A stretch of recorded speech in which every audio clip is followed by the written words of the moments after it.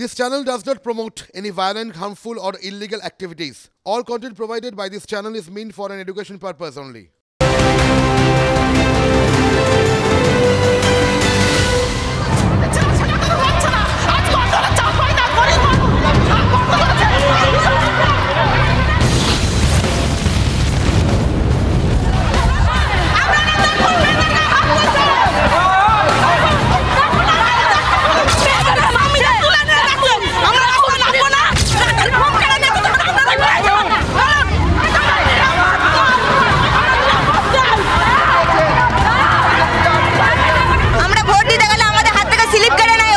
যখনই ভোট হয়ে গেল তখন সব শেষ। টিএমসির নেতারা বাড়ি ঘর দখল করেছে রাস্তায় ইট তুলে।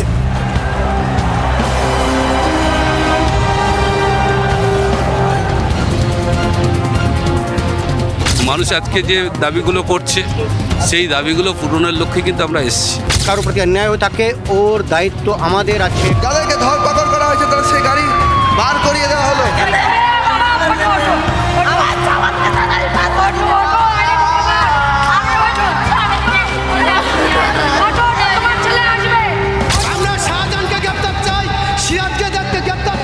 যে আইন ভাঙবে ওর আগে প্রথম ব্যবস্থা আছে, যে করবে ওদের ইমিডিয়েটলি অ্যারেস্ট হবে।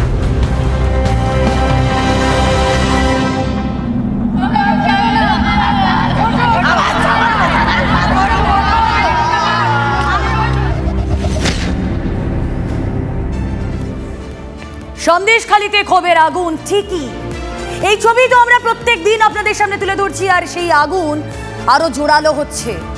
আমরা গতকাল যে ছবি দেখেছিলাম আজ সেই ছবি আরো দ্বিগুণ হয়েছে। সন্দেশখালীর মানুষ বিচারের দাবিতে ছুটছে, তারা ক্ষোভে ফুঁসছে, তাই তো আজ দিনভর হটস্পট সন্দেশখালী।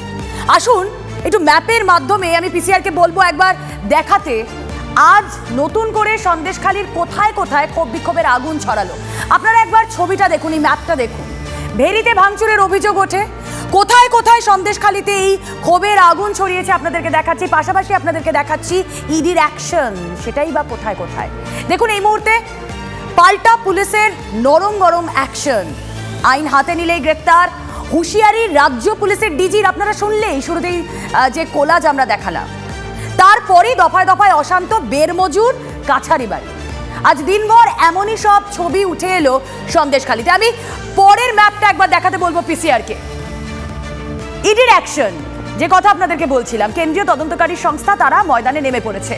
শেখ শাহজাহানের বিরুদ্ধে নতুন করে মামলা দায়ের, আমদানি রপ্তানি সংক্রান্ত ব্যবসায় অনিয়মের অভিযোগে আজ কলকাতা, হাওড়া, উত্তর 24 পরগনার 6টি জায়গায় এনফোর্সমেন্ট ডিরেক্টরেটের তল্লাশি। সব মিলিয়ে সরগরম রাজ্য রাজনীতি। দেখুন পুলিশ প্রশাসনের উপর তো মানুষ আস্থা রাখবে, তাই না? কিন্তু বিশ্বাস করুন, আমরা যখনই সন্দেশখালীর মানুষের সঙ্গে কথা বলছি তারা আস্থা রাখতে পারছেন না, তারা কোনো আশ্বাস পাচ্ছেন না। এই প্রশ্নটাই ঘুরে ফিরে আসছে। পুলিশ প্রশাসন তার ঊর্ধ্বতন কর্তৃপক্ষ সেখানে পৌঁছচ্ছে, কিন্তু কেন মানুষের আস্থা ফিরছে না? কেন বারবার ক্ষোভের আগুন ছড়াচ্ছে সন্দেশখালীতে?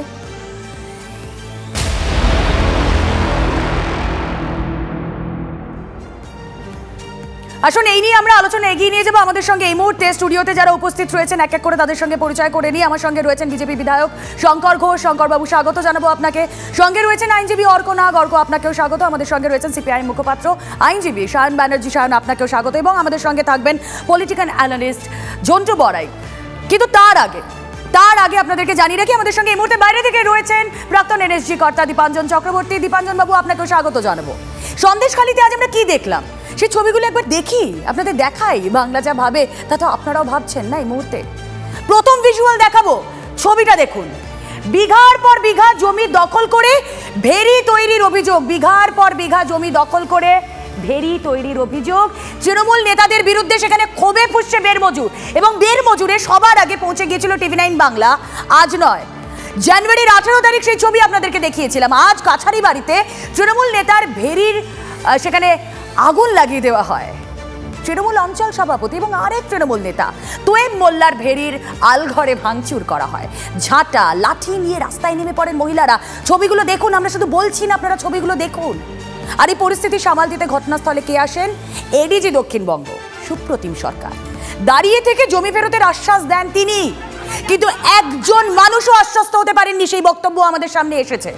আরো একটা ছবি দেখাই। বেরমজুরে যখন আগুন, তখন তৃণমূল অঞ্চল সভাপতির বাড়িতে ভাঙচুর করে উত্তেজিত জনতা। জুতো নিয়ে তৃণমূল নেতার উপর হামলার অভিযোগে তুলকালাম।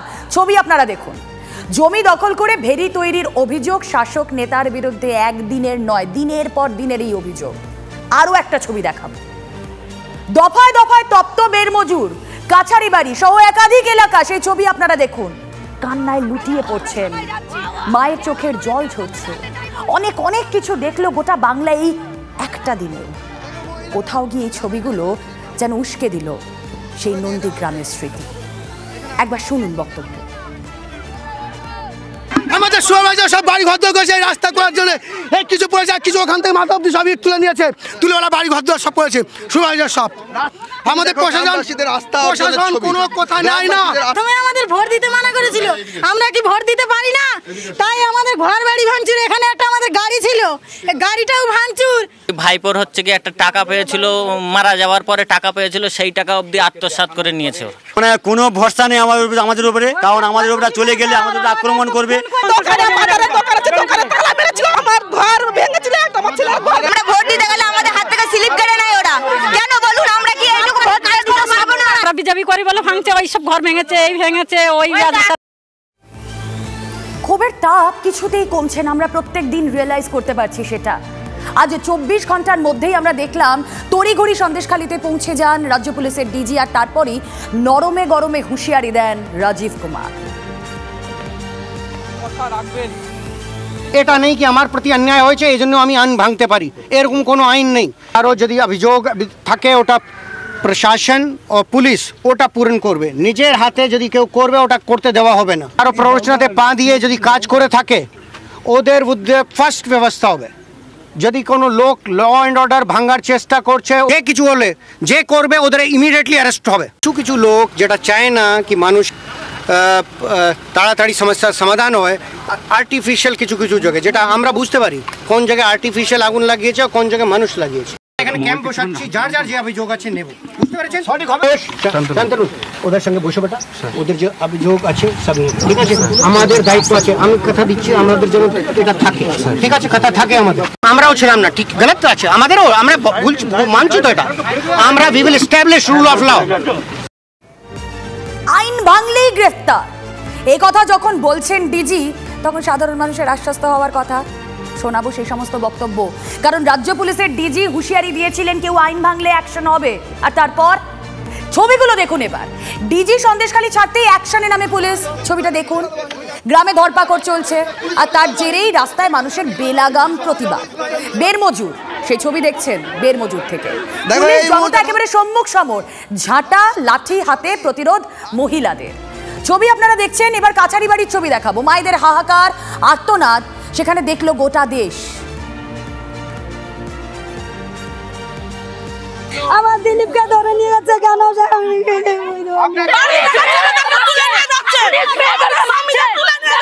উচ্চ মাধ্যমিক ছেলেরা ভাত খেতে পারছে না, পরীক্ষা দিয়ে আসছে, বাড়ির ছেলেদেরকে বাড়ি থেকে বের করে নিয়ে যাচ্ছে।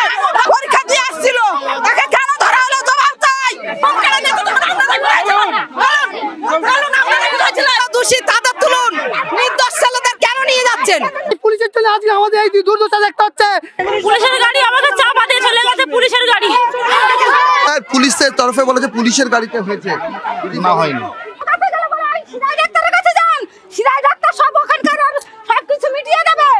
আমার ছেলে কোনো দোষী না, কোথাও বের হয়নি। আমার ছেলে পুলিশ ভাঙচুর করতেছে, তাদেরকে প্রশাসন ধরছে না। খুব হেল্পলেস লাগছে এই বক্তব্যগুলো শুনে। তার কারণ রাজ্যের পুলিশ প্রশাসন সেখানে যখন পৌঁছচ্ছেন, দশা ফেরাতে যখন তারা যাচ্ছেন, দেখুন সাধারণ মানুষ তারা কি বলছেন। তারা বলছেন এই আজকে আমাদের দুর্দশা তা পুলিশের জন্যই। আসুন তা নিয়ে আলোচনায় ফেরা যাক। শঙ্করবাবু, ধন্যবাদ। এতক্ষণ ধরে চুপচাপ শুনছিলাম, যেহেতু সন্দেশখালী যে আমার একটা অভিজ্ঞতা হয়েছিল। প্রথমেই আমি আমার বক্তব্যের শুরুতে লকেট দি, ফাল্গুনি দি, মধুচন্দ্রা দি সহ মৌসুমী, টুম্পা যারা আজকে সন্দেশখালীর মানুষের কাছে পৌঁছতে চেয়েছিলেন, তাদেরকে যেভাবে হেনস্থা এবং গ্রেপ্তার করা হয়েছে তার প্রতিবাদ জানাচ্ছি। এবার আসি পুলিশ। সুপ্রতিম বাবু এবং রাজীব কুমার।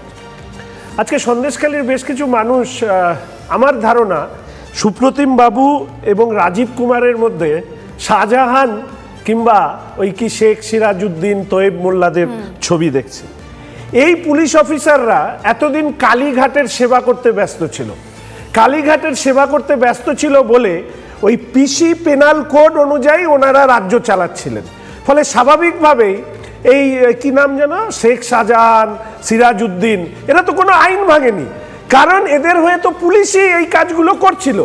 মাথায় রাখতে হবে যে এই যে পুলিশের বিরুদ্ধে এই মানুষের ক্ষোভ তৈরি হয়েছে, এই 10, 11, 12 বছর ধরে পুলিশ যদি শেখ শাহজাহান, সিরাজউদ্দিন কি তায়েব মোল্লা কি শিবু উত্তমদেরকে এইভাবে একবার ধমক দিত, তাহলে আজকে সন্দেশখালী এই সন্দেশখালীতে তৈরি হতো না। ওনারা এতদিন ধরে দিদির স্নেহধন্যদেরকে তারা পুষেছেন, লালন পালন করেছেন, তাদের দিয়ে মানুষের জমি সম্পত্তি, মহিলাদেরকে ভোগ্যপন্ন করে তোলা, এই কাজটা ধারাবাহিকভাবে চালিয়ে গিয়েছেন। ফলে এখন বিপদ বুঝে তারা গিয়ে যাদের অপরাধী তাদেরকে ধমকানোর বদলে, তাদেরকে গ্রেপ্তার করার বদলে এরা মানুষকে, সাধারণ মানুষকে তারা গ্রেপ্তার করতে চাইছে। আরেকটি জিনিস আমি বাস্তব অভিজ্ঞতা আপনাদের সামনে বলতে চাই, যে দেখবেন প্রচুর মহিলা, আমি সন্দেশখালীতে গিয়ে দেখলাম যে এত মহিলা, অনেকের বাড়িতে গিয়ে জিজ্ঞেস করলাম যে আপনাদের বাড়ির পুরুষরা কোথায়, বলে আমাদের এখানে তো কোনো কাজই নেই। দিদির কর্মসংস্থানের এমন অবস্থা, সন্দেশখালীর বেশিরভাগ পুরুষকে তাদের আর্থিক প্রয়োজনের কারণে তারা বাইরে যাচ্ছেন, তারা পরিযায়ী শ্রমিক হচ্ছেন।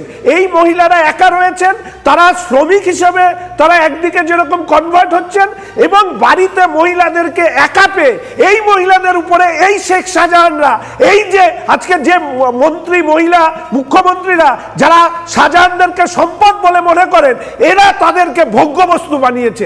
লজ্জা ধিক্কার হয় এই কারণে। আমি রাজনৈতিক নেতা পছন্দ অপছন্দ করতে পারি, দল মত ইত্যাদি। প্রথম কথা হচ্ছে এইগুলো নেতাই না, এগুলো কোনোদিন রাজনীতিই করেনি। এগুলো এই ধরনের পয়সা কামিয়েছে, পয়সা কামানোর পরে এই রাজনৈতিক ব্যবসায় এরা ইনভেস্ট করে এরা তৃণমূল কংগ্রেসের দয়ায় জনপ্রতিনিধি হয়েছে। শেষ যে কথা বলতে চাই, আমি অপেক্ষায় আছি এই দুর্নীতিগ্রস্ত নেতা, এই মহিলাদের ভোগ্যপণ্য হিসাবে ব্যবহার করা যে নেতা, তাদেরকে কে এতদিন প্রোটেকশন দিয়েছে? এই সুপ্রতিম সরকাররা, এই রাজীব কুমাররা, এরাই হচ্ছে আসল খলনায়ক। আজকে পশ্চিমবঙ্গের পুলিশ যদি অপরাধীদের ধরতো, তাহলে কোনদিনই শেখ শাহজাহানরা তৈরি হতো না। এরা হচ্ছে আসল অপরাধী। এই রাজীব কুমার যাচ্ছেন, বলছেন আইন ভাঙলে গ্রেফতার করা হবে, আপনাদের মুখ দেখতে, কিন্তু অর্ক কি ছবি আমরা দেখছি। অর্ক, আমি সত্যি আপনার প্রশ্নটা, রাজীব কুমার যাচ্ছেন, মানুষের সঙ্গে কথা বলছেন, বলছেন যে আইন ভাঙলে তাকে গ্রেফতার করা হবে, কিন্তু মানুষ আশ্বস্ত হচ্ছে না। দেখুন, জমি দখল নিয়ে যে আজকে আপনারা আনরেস্টটা দেখালেন, এই জমি দখলের আনরেস্টটা already Kolkata high court suo motu cognizance নিয়েছে। একজন জজ সাহেব সুমোটো কগনিজেন্স নিয়েছেন, forwarded to chief justice's bench. কারণ কি, তাদের মনে হয়েছে হয়তো যে জমি দখল নিয়ে একটা আইনি প্রক্রিয়া হওয়া দরকার। আজকে কিন্তু এই জমি, কার জমি কে কিনেছে বা কেনেনি, বা সেটা অন্যভাবে কোথাও ট্রান্সফার হয়েছে কিনা, সেটা কিন্তু কেউ দেখবার আগেই একটা মানে বেহেতি গঙ্গামে হাত ধুয়ে না হচ্ছে কিনা, সেটাও কিন্তু একটা দেখার পয়েন্ট।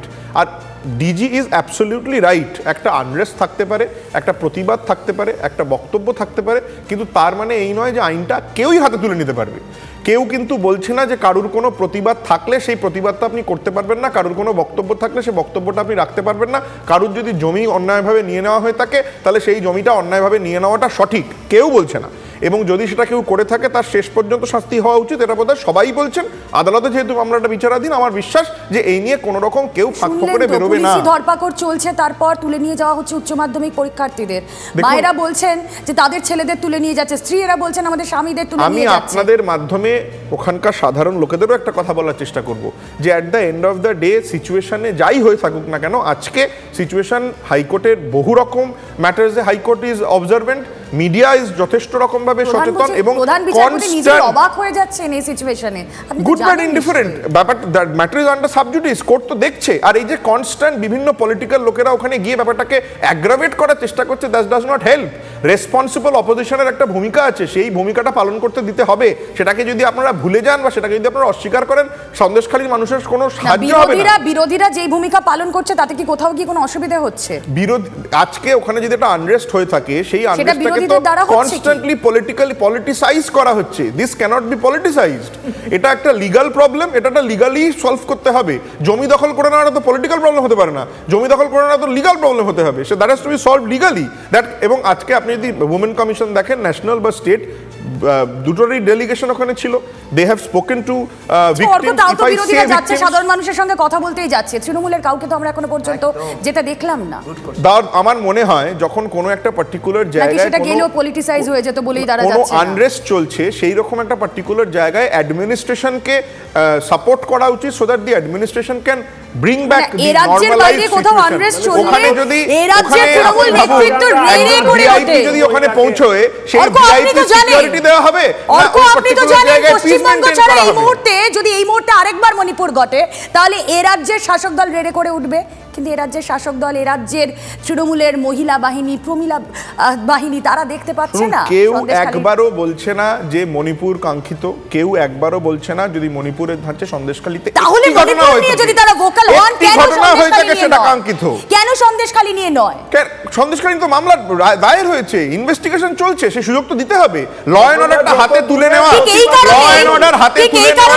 আপনাকে বলি, তৃণমূলের হাইকমান্ডের তৈরি 3 সদস্যের কমিটি যখন সাধারণ মানুষের সঙ্গে সেখানে কথা বলতে গিয়েছেন, অন ক্যামেরা আমরা দেখতে পাচ্ছি সেখানকার মানুষ বলছে দালালি করতে আসবেন না। ভাবুন কোন জায়গায় চলে গিয়েছে। প্রথম কথা হচ্ছে যে আমি সবটা দেখে যেটা মনে হচ্ছে আমাদের, যে অ্যাপারেন্টলি তো সাধারণ মানুষের, সন্দেশখালী সাধারণ মানুষের মা বোনেদের এ যা হয়েছে তো শুধুমাত্র তাহলে শেখ শাহজাহান, শিবু, উত্তম, ভানু এদের বিরুদ্ধে রাগ থাকার কথা। পুলিশকে দেখলে তারা করছে কেন?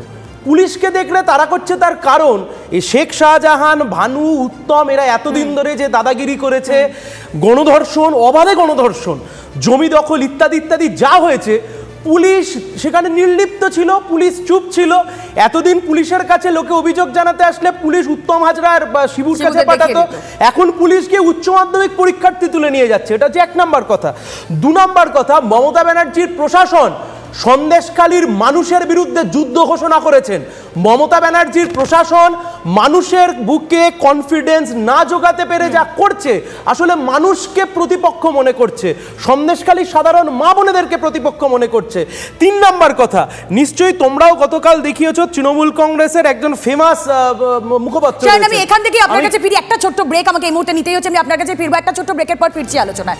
সন্দেশখালীতে পুলিশি ধরপাকড় চলছে, মায়েরা বলছেন আমার ছেলেকে তুলে নিয়ে যাচ্ছে, স্বামীদের তুলে নিয়ে যাচ্ছে, স্ত্রীরা কান্নায় লুটিয়ে পড়ছেন। কিন্তু যাকে পুলিশের ধরার কথা, সেই সন্দেশখালীর বেতাজ বাদশাহ, সন্দেশখালীর বাঘ কোথায়?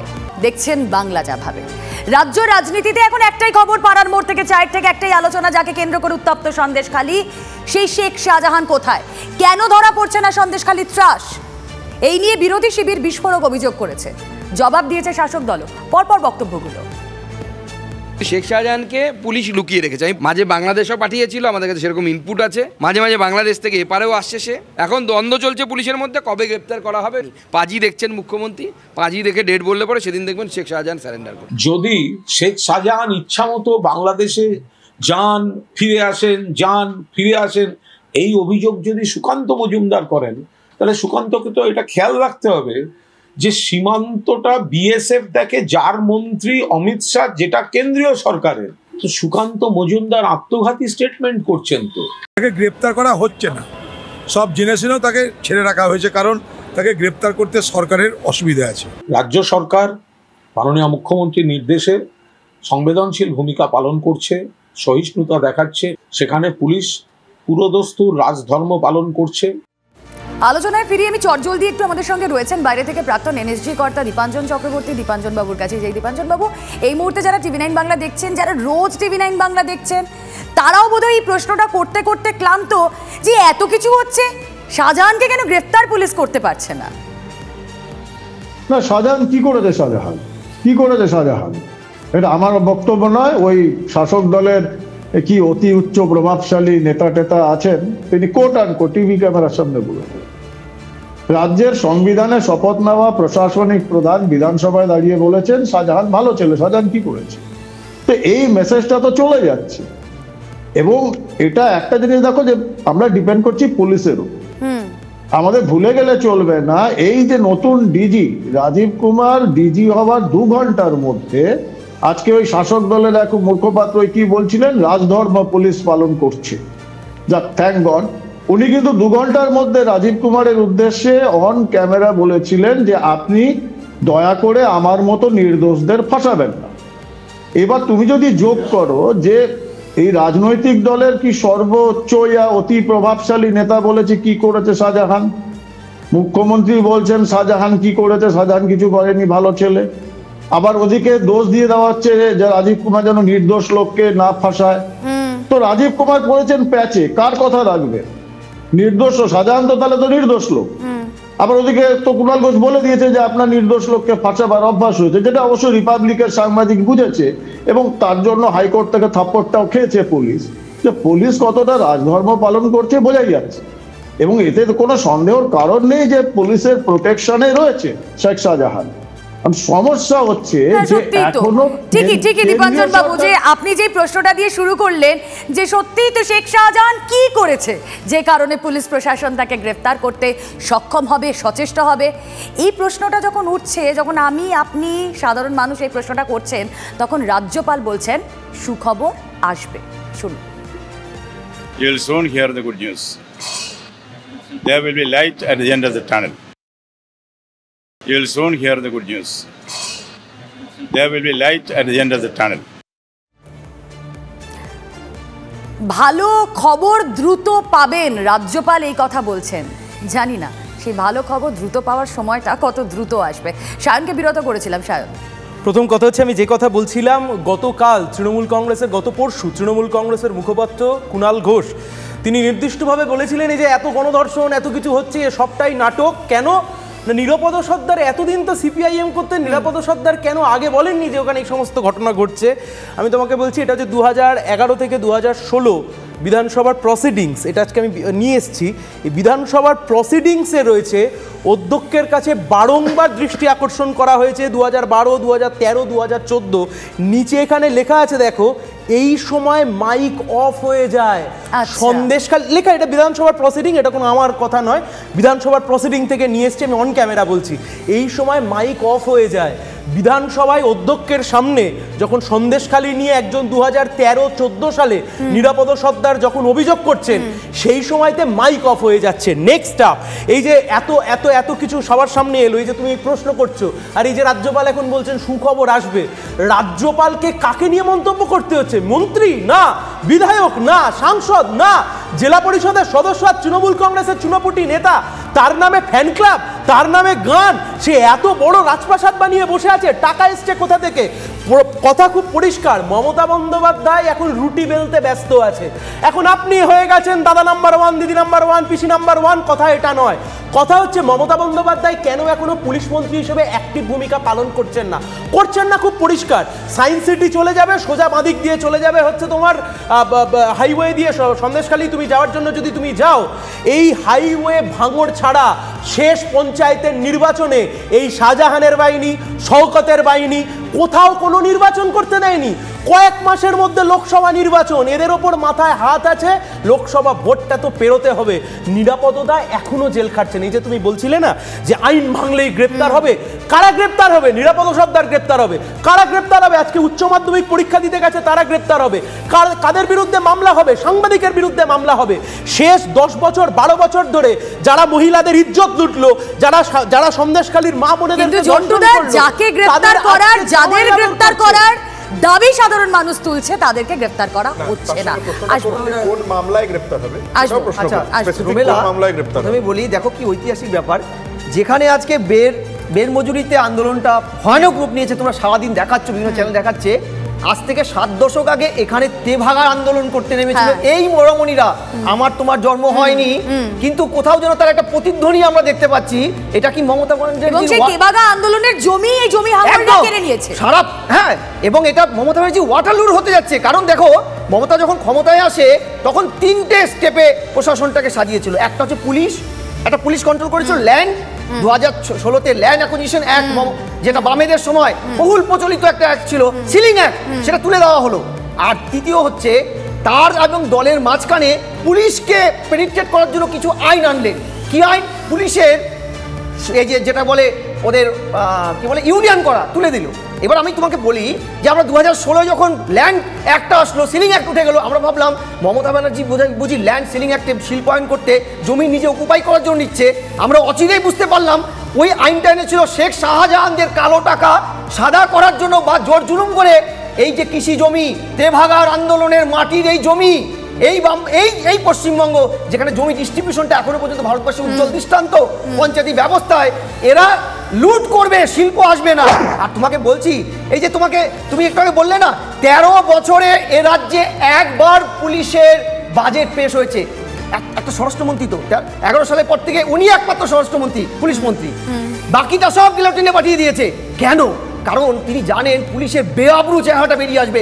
পুলিশ তো তার পোষা একটা পার্টির ক্যাডার, তিনি তো জানেন দল চালাতে গেলে পুলিশ দরকার। তুমি বলছিলে না আমরা ব্যুরোক্রেসি শিখেছিলাম, আমি যখন আমলায় প্রথম ট্রেনিং নেই আমাদের বলা হতো ব্যুরোক্রেটিক ব্যবস্থাটা 3 রকম। হ্যাঁ, ব্যুরোক্রেসি দরকার, ব্যুরোক্রেসি ডিপেন্ডেন্সি সংবিধানে লাগবে, গণতন্ত্রে লাগবে, কিন্তু ব্যুরোক্রেসির good bureaucracy, bad bureaucracy, mediocrat bureaucracy, 3টে ধাপের মধ্যে মমতা চুজ করলেন ব্যাড ব্যুরোক্রেসিকে। যেই ব্যাড ব্যুরোক্রেসি জনগণ এবং তার মাঝখানে ভয়েডের ভূমিকা নিল। তুমি ভাবো আজকে সন্দেশখালীর সাধারণ মানুষ এবং তার প্রভাব তাদের উপর পড়বে, তাদের উপর পড়বে, এই সাধারণ মানুষগুলোর উপর। 13টা ডিপার্টমেন্ট ফেল, রুমেলা 13টা ডিপার্টমেন্ট ফেল। মমতা পুলিশ পাঠাচ্ছেন নিজের মহিলা বিধায়ক মন্ত্রীকে পাঠাচ্ছেন। ঝন্টুদা এত কথা বললেন, শুধু একটা কথা মিস করে গেলেন। সরি, ঝন্টুদা এত কথা বললেন, একটা জিনিস মিস করে গেলেন যে কোন কেসে গ্রেপ্তার করবে, কোন কেসে গ্রেপ্তার করবে শাহজাহানকে, সেই কেসটার নাম্বার বা সেই কেসটার বক্তব্য এটা জানা দরকার। আমরা কনস্ট্যান্ট বলে চলেছি যে একটা পাবলিক আপরাইজিং হচ্ছে কাউকে গ্রেপ্তার করার জন্য। That cannot be the way to arrest anyone. একটা স্পেসিফিক মামলা থাকতে হবে। যদি আপনারা ইডির মামলাটা বলেন যে ইডির মামলায় পুলিশ কেন গ্রেপ্তার করছে না, নিশ্চয়ই ইডির মামলায় পুলিশ গ্রেপ্তার করবে না, ইডির মামলায় ইডি গ্রেপ্তার করবে। ED is a central agency. যদি ধরে নেওয়া হয় শুভেন্দু অধিকারী বলেছেন ওনাকে বাংলাদেশে চলে গেছে, কোথায় চলে গেছে, কত কথা বলেছেন শুভেন্দু অধিকারী, মানে শুভেন্দু অধিকারী ইনডিরেক্টলি অমিত শাহর বিরুদ্ধে কথা বলেছেন। উনি বলেছেন যে অমিত শাহর নেতৃত্বাধীন BSF is an absolute failure, যে কারণে যে কোনো লোক যে কোনোভাবে বাংলাদেশ চলে যেতে পারে। কারণ কি বাংলাদেশ চলে যাওয়া বা অন্য দেশে চলে যাওয়ার তো একটা পদ্ধতি আছে, তার একটা ইমিগ্রেশন পলিসি থাকার কথা, তার একটা বর্ডারের সিকিউরিটি থাকার কথা, সেগুলো নিশ্চয়ই নেই। সেই কথাটাই বলেছেন শুভেন্দু অধিকারী। আমি শুধু এই জায়গায় একটি তথ্য আমি দর্শকদের কাছেও তুলে ধরতে চাই। কিছুদিন আগে আপনারা দেখেছেন যে বারবার করে আমি বলিও এটা যে তৃণমূল কংগ্রেস দেশের অভ্যন্তরীণ নিরাপত্তার পক্ষেও থ্রেট। প্রথমত বিএসএফকে জমি না দেওয়া, কাঁটাতারের বেড়া না করতে দেওয়া, এই অভিযোগগুলো ছেড়ে দিন। এই জমি ছাড়াও কিন্তু বিএসএফ এত বছর কন্ট্রোল করেছে, এত বছর নিরাপত্তা দিয়েছে। আমি তো তোমার সময় কিছু বলো না, বাস প্লিজ কাইন্ডলি। দ্বিতীয় যে বিষয়টা আমি রাখতে চাইছিলাম যে এই কাটা তারের দেওয়ার জন্য জমি না দেওয়ার পাশাপাশি বিএসএফ সম্পর্কে বারবার করে রাজ্যের বর্তমান মুখ্যমন্ত্রী, রাজ্যের উত্তরবঙ্গ উন্নয়ন দপ্তরের মন্ত্রী কুৎসিত ভাষায় আক্রমণ করেছেন। সর্বশেষ তিনি কি বললেন বিএসএফ সীমান্তবর্তী এলাকায় আইডেন্টিটি কার্ড ইস্যু করছে, সেটা যাতে গ্রামবাসীরা না নেন, না তাহলে নাকি তাদের সিটিজেনশিপ চলে যাবে। পরবর্তীকালে যখন বিএসএফ এর ডিজি তিনি যখন পরিষ্কারভাবে বললেন যে বিএসএফ সারা দেশে কোথাও এটা দেয় না, তখন আমি একটি চিঠি মুখ্যমন্ত্রী এবং দেশের স্বরাষ্ট্রমন্ত্রীর কাছে পাঠিয়েছি যে এই মুখ্যমন্ত্রীর বিরুদ্ধে দেশের একটা সাংবিধানিক এজেন্সির সম্পর্কে মিথ্যাচার করবার জন্য কেন আইনানুগ ব্যবস্থা নেওয়া হবে না। আজকে এখানে দাঁড়িয়ে তৃণমূল কংগ্রেসের পক্ষে বা মুখপত্র হয়ে যিনি বলছেন তিনি কিন্তু সেম যাচ্ছেন, অর্থাৎ বিএসএফ কে ছোট করো, ইডি কে ছোট করো, সিবিআই কে ছোট করো, সেনাবাহিনীকে ছোট করো, আর দেশটাকে যারা আভ্যন্তরীণ নিরাপত্তার পক্ষে থ্রেট, সেই রোহিঙ্গা থেকে শুরু করে যারা মৌলবাদের চাষ করে তাদের কাছে উন্মুক্ত করে দাও, এটাই হচ্ছে এদের লক্ষ্য। আলোচনা শুরু হয়েছিল সন্দেশখালীর মা বোনেদেরকে নিয়ে, ঘুরতে ঘুরতে সেই রোহিঙ্গা, উগ্র, মৌলবাদ সব এখানে ঢুকে গেল। আসলে প্রথম দিন থেকে শুধুমাত্র শেখ শাহজাহানের নাম যখন এসেছিল, আপনি বিজেপির মুখপাত্র, বিজেপির নেতা সব দেখবেন সেখানে আসছিল, বিজেপির মুখপাত্ররা ওপেন বলেছে যে হিন্দু বাড়ির মেয়েদেরকে নাকি তুলে তুলে নিয়ে যাওয়া হতো। তারপর থেকে যেই উত্তম, শিবু আর ভানুর নাম এসছে ওটা এখন আপাতত শোনা যাচ্ছে না। কথা খুব স্পেসিফিক, মমতা ব্যানার্জি আগুন নিয়ে খেলার চেষ্টা করছেন।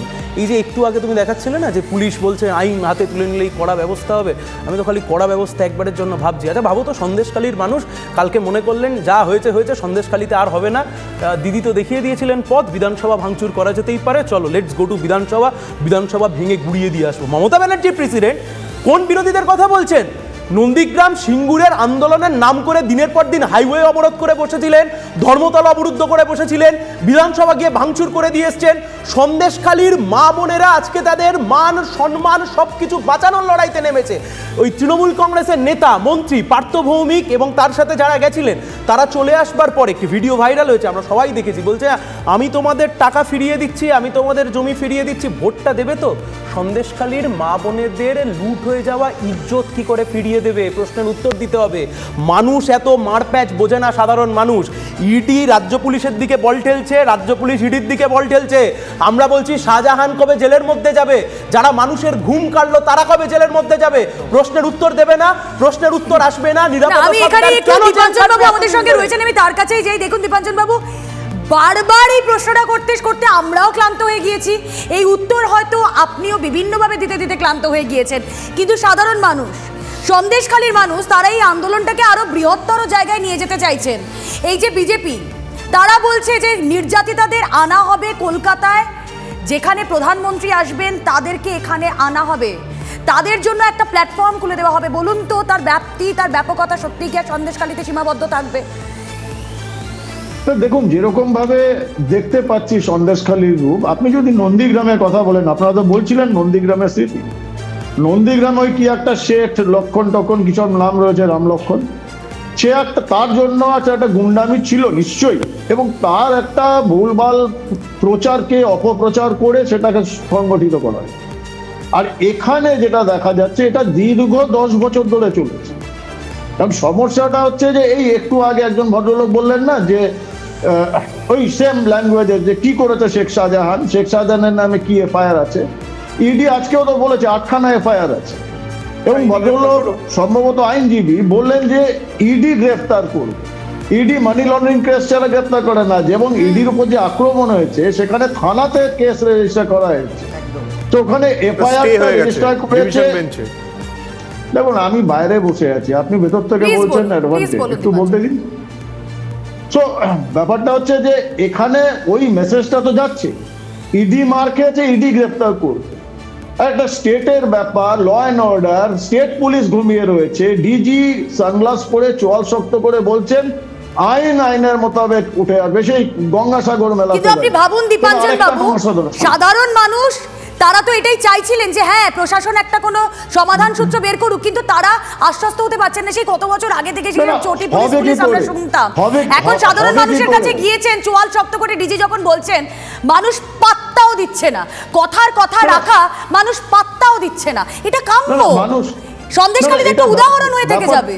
দেখো রুমেলা, ব্যাপারটা তো তাই, বারবার বলছি, মানুষ পুলিশের উপর বিশ্বাস হারিয়েছে, সংবাদ মাধ্যম পুলিশের উপর বিশ্বাস হারিয়েছে, আদালত পুলিশের উপর বিশ্বাস হারিয়েছে। একটু মন দিয়ে যদি কাল মহামান্য বিচারপতি কৌশিক চন্দ্র ওই 14 পেজের ওটা পড়বে অর্ডারটা, এর থেকে বড় থাপ্পড় পুলিশের নেই। আমার মনে হচ্ছে পুলিশের ইউনিফর্ম উর্দিধারীদের উপর এই যে অবিশ্বাসের জায়গাটা সাধারণ মানুষের তৈরি হয়েছে, তার দায় টাকার ঝন্টু বাবু অবভিয়াসলি পুলিশের এবং প্রশাসনের।